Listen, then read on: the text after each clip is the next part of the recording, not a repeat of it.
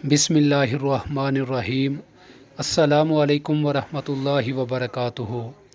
ناظرین، آپ سب دوستوں سے گزارش ہے کہ جنہوں نے ابھی تک ہمارے چینل کو سبسکرائب نہیں کیا وہ ہمارے چینل کو سبسکرائب کر لیں، بیل آئیکن کا بٹن دبا دیں اور ہماری ہر آنے والی ویڈیو کو لائک کیا کریں۔ آج میں آپ سب دوستوں کو آقا کریم صلی اللہ علیہ وآلہ وسلم کی بہت ہی پیاری حدیث مبارکہ سناؤں گا۔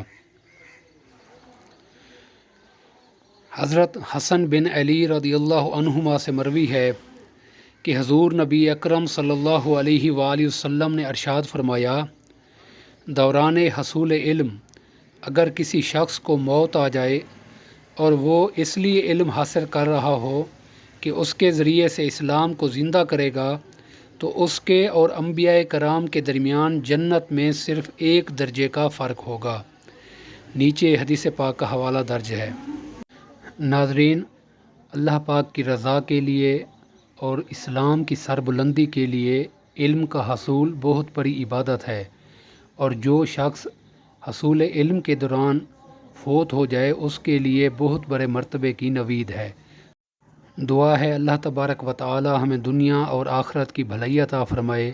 السلام علیکم ورحمۃ اللہ وبرکاتہ۔